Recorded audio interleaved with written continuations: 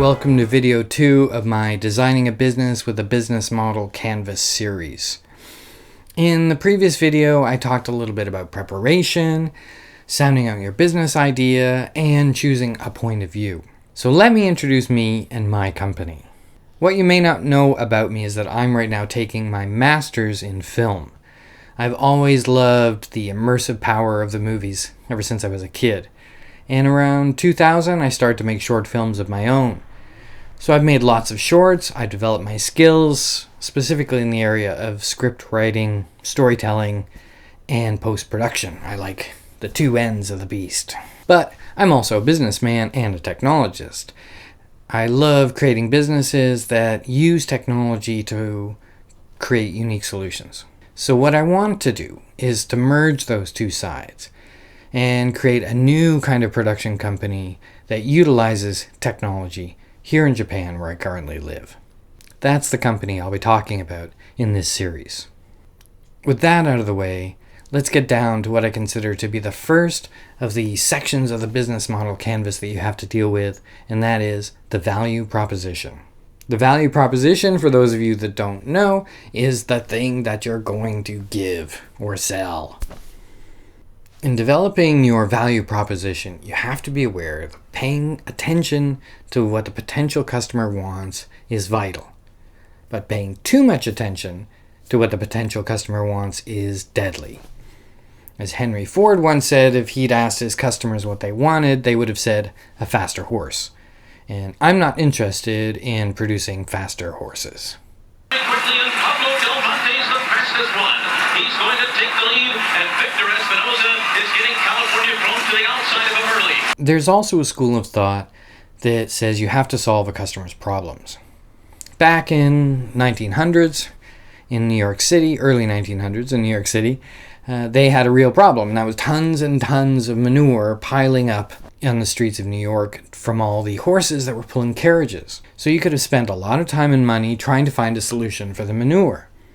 Henry Ford also found a solution for the manure. He got rid of the need for horses.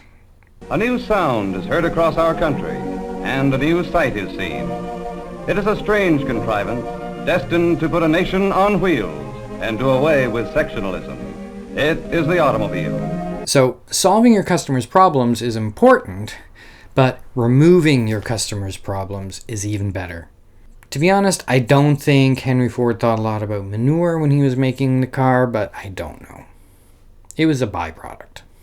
What I'm saying really is focus on what the customer wants, but don't pay so much focus that you lose sight of this bigger, grander goal that you might have for your business. So for my business, I envision a kind of video content that's not really available right now, and that is Western content with Eastern faces. I want to do the opposite of what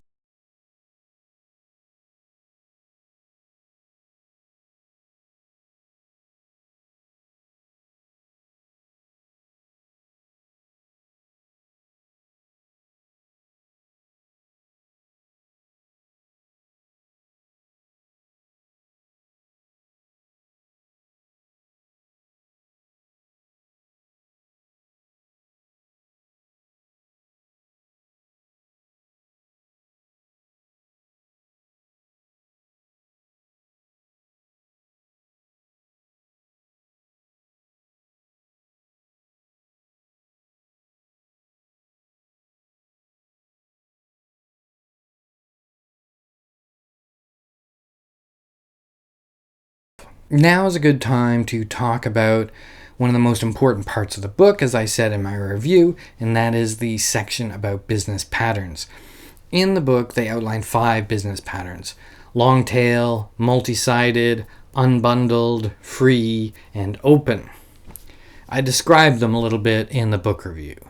So I knew what my company was not. It's not open, multi-sided, or long tail. So that left me with free and unbundled, both of which have direct application to what I want to do. With free, of course, a certain amount of our content has to be free to allow sharing and to attract attention.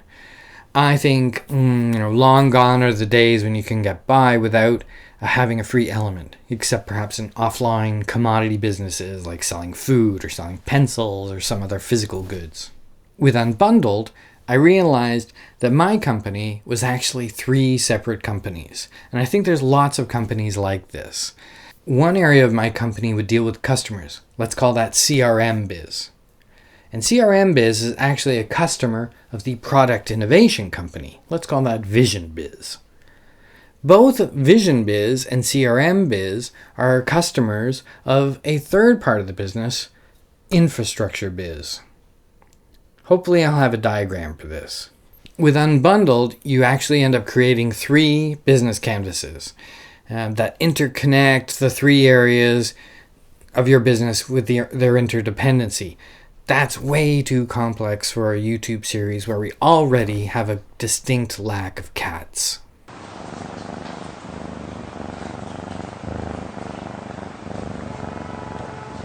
So it's time for me to end this video. In the next one, we'll get to that other very important section of the canvas, that is the customer segment. If you want to join the conversation, leave comments below. I always try and answer. If you want to talk about your business ideas, I'd love to talk about those too. And don't forget to go over to philsmy.com and subscribe to my newsletter there, because about once a week I send out a digest with, the articles I've written this week and some extra special content. So, we'll see you next time on the Designing a Business series.